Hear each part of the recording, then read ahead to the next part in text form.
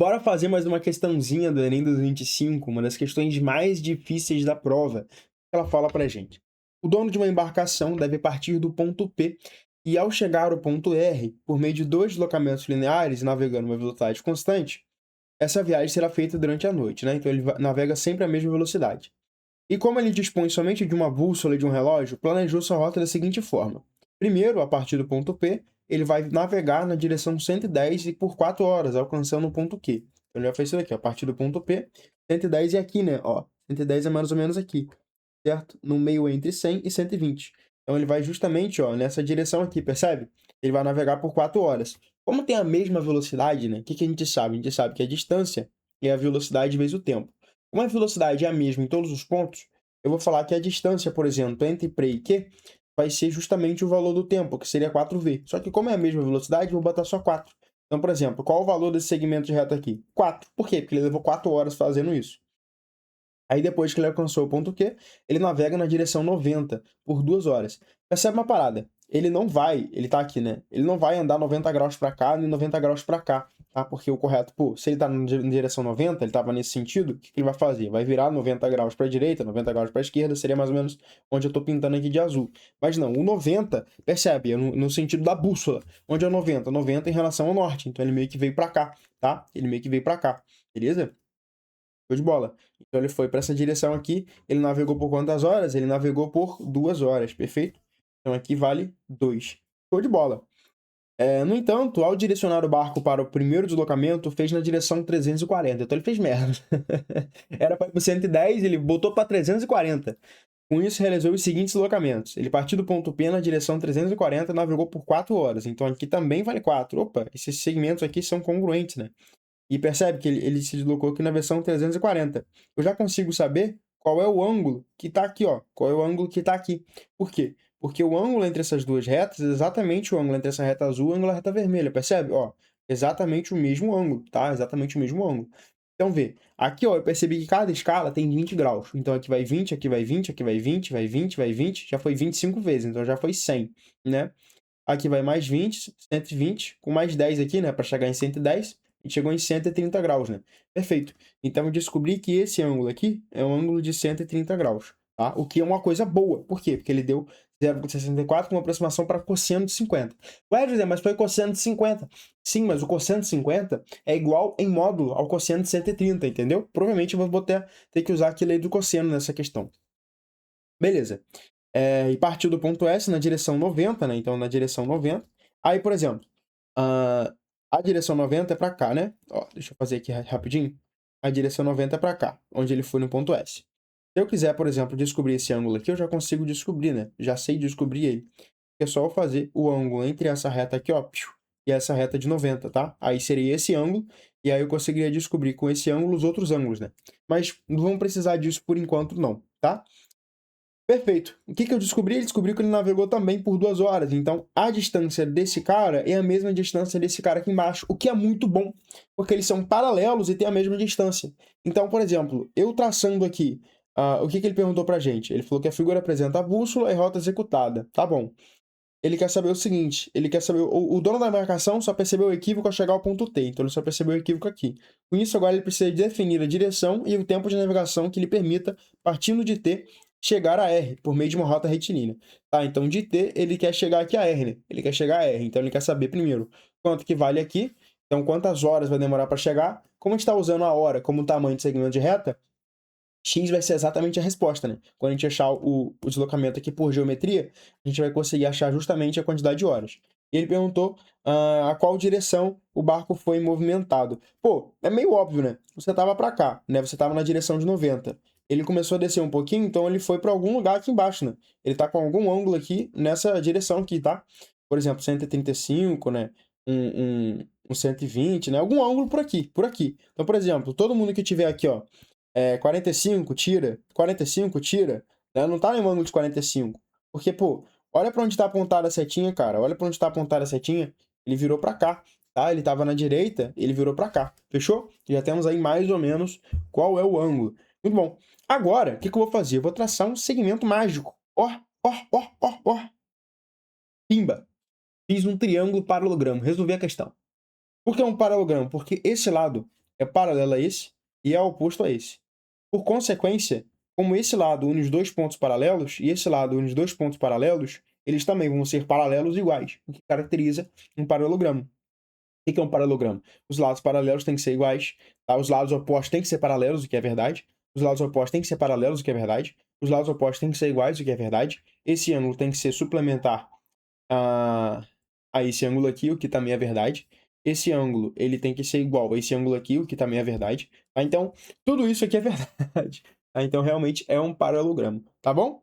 Perfeito. Agora, vamos lá. Aqui vale 4, aqui vale 4. Esse é um triângulo isósceles. Um triângulo obtuso, né? Um triângulo obtusângulo isósceles, tá? Então, se ele é isósceles, eu sei que esse ângulo aqui vale alfa e esse ângulo aqui vale alfa. Só que qual o ponto? A soma dos ângulos internos de um triângulo tem que dar 180 graus. Então, eu sei que 130 mais 2α tem que dar 180. Tá? Então, 2α é igual a 180 menos 130. Então, 2α é igual a 50, que é 180 menos 150. Então, alfa vale 25, que é 50 dividido por 2. Então, esse ângulo aqui vale 25 graus. E esse ângulo aqui também vale 25 graus. Perfeito? Bom, só para a gente realmente confirmar o ângulo que ele virou aqui, né? O ângulo que ele virou, tá? Porque o ângulo que ele virou é justamente o ângulo de 90 entre a reta, percebe? Esse ângulo aqui, ó, que eu vou chamar de ângulo alfa, é o mesmo ângulo aqui que a gente quer descobrir. Então, se a gente conseguir descobrir esse ângulo, acabou a questão. Bem, lembra que eu disse para vocês que ia ser útil a gente descobrir esse ângulo aqui? Lembra disso? Vê, eu falei com vocês que quando a gente tinha aqui a reta que o cara andou, né? O cara andou aqui em direção a 90 graus, certo? Essa reta aqui roxa, tá? O ângulo entre essa reta azul e essa reta roxa é justamente esse ângulo aqui, ó. Percebe? Ó, a gente tem aqui, ó, a reta azul que a gente traçou, né? Essa reta azul. A gente vai descobrir o ângulo entre a reta azul e a reta roxa. E é justamente esse ângulo aqui. Vê, aqui a gente tem 20 graus, 40 graus, 60 graus, 80 graus, 100 graus, mais 10, 110 graus. Então, esse ângulo aqui vale 110 graus.